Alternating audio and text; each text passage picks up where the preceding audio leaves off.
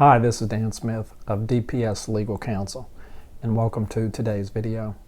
Today I want to talk about trademarks, and I want to start by discussing a very interesting trademark application that was filed just a couple of weeks ago by an organization affiliated with President Trump, or the Trump Organization. One of the subsidiaries of the Trump Organization has filed a trademark application for the word Telerally, Telerally, Telerally. The description for the services that would be associated with this trademark indicate that it's for political events and political campaigning, organizing political events and political campaigning. And not long after that trademark application was filed with the U.S. Patent and Trademark Office, President Trump actually held what you might call a telerally, or a rally electronically. And so it's interesting that this trademark application was filed.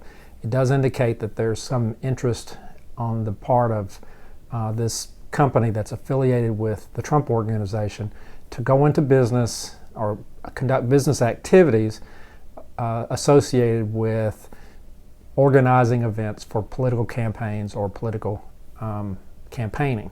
And I want to talk about two or three things that come out of this recent filing that are of interest for the general public who is interested in business, and for entrepreneurs who are wanting to protect their intellectual property or their trademarks.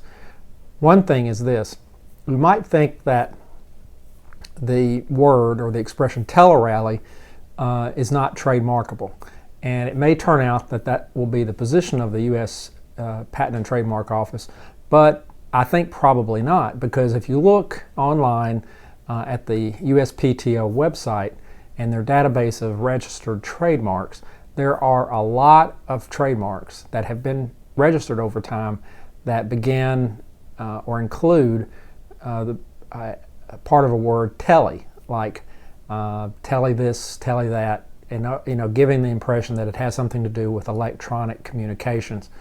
And so this is not unique, Telerally. There are other trademarks that have been granted that incorporate the phrase tele with respect to a service or a good being provided. So it very well could proceed to full registration. We'll see. At this point, only an application has been filed. The second thing that's interesting about this is that it was filed. You either have to, when you file a trademark application, you either have to file it on the basis that you are using that particular trademark in interstate commerce at the present time, and then you would give a date on your application when your first use in commerce occurred.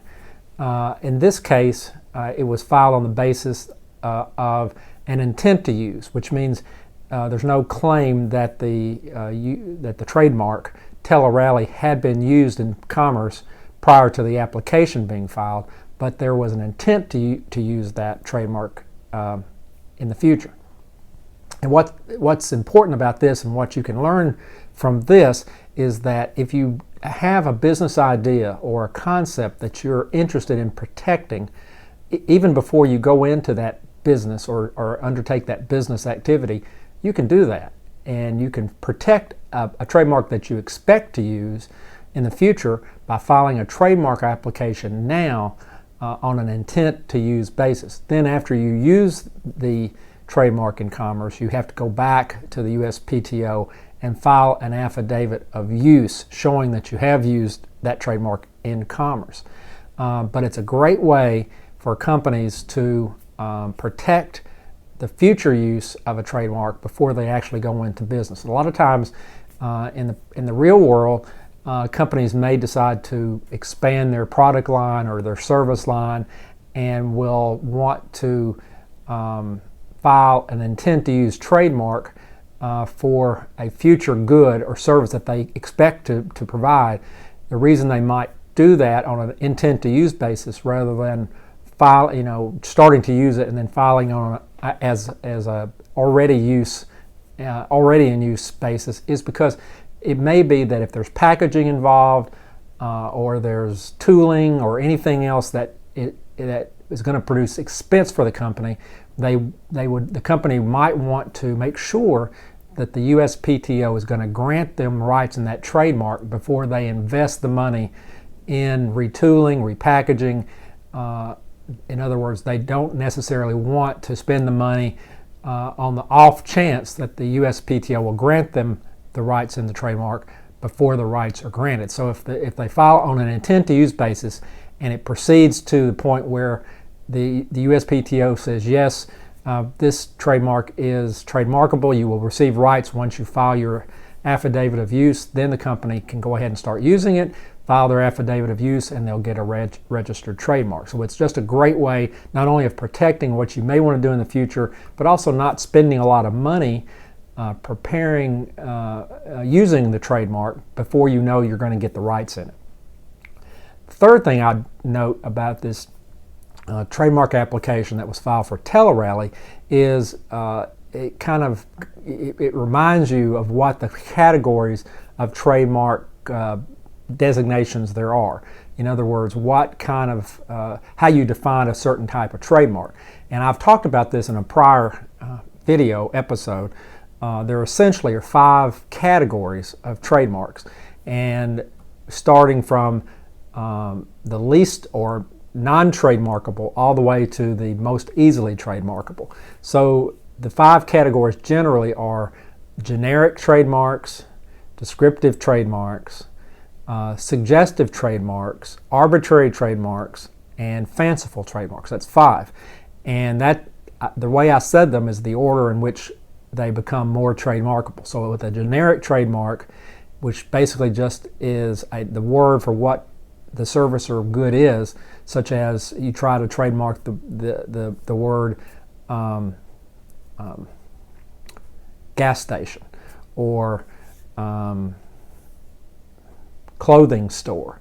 You can't do it because it's just generic. It's not trademarkable. The next category up the line on the spectrum of trademark categories is descriptive, where it might be North Commerce Street Gymnasium. Now, gymnasium itself, it would be generic, but by having North Market Street Gymnasium, that describes it.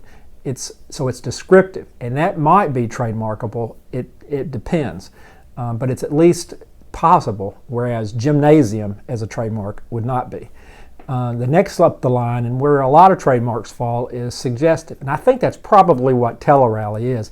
The words together, or the word itself, suggests what it is without exactly saying what it is. So Telerally suggests what it is, but because this is sort of a new word, I think it probably falls in the category of suggestive. Netflix is a suggestive trademark. It suggests what it is, which is movies or TV shows over the internet. Netflix, which is a great trademark, by the way. The next up the category line is arbitrary. That's even stronger than suggestive. And that basically is a word that is a real word, but it doesn't relate necessarily to the goods or services that it's applied to. For example, Apple computer. Apple is a real word, but Apple and computer don't go together except because of the trademark connection, and so it's arbitrary. The strongest category trademark, and the 5th one, is fanciful. That's essentially a made-up word, a word that didn't exist before the trademark application, before its use. It's a made-up word just for that business. And one of the best examples of that is Google. This was not a word. It was a made-up word and associated with the company that uses that trademark, Google. And so in this case, Telerally probably is suggestive, should be strong enough as a category for a trademark. Whether it will be granted, unclear, but there are a lot of whatevers that are out there as registered trademarks, so it very well could proceed. So it'll be interesting to see what happens with this trademark application, Telerally. Keep that on your radar as you hear the president maybe talking about Telerallies. And for you, if you run a business, always keep in mind that if you have a trademark or you want to protect a trademark, you can go ahead and do it just like was done in this case before you actually use it, if you want to protect it and then as a future trademark, and then with the intention of using it in the future. There are some time limitations on using it and filing that affidavit of use. I won't go into that today, just to say that you can get a trademark in something or file that trademark application in a word or a phrase or a design before you actually use it in commerce. Okay, that's it for today. I hope it helps, and we'll see you next time.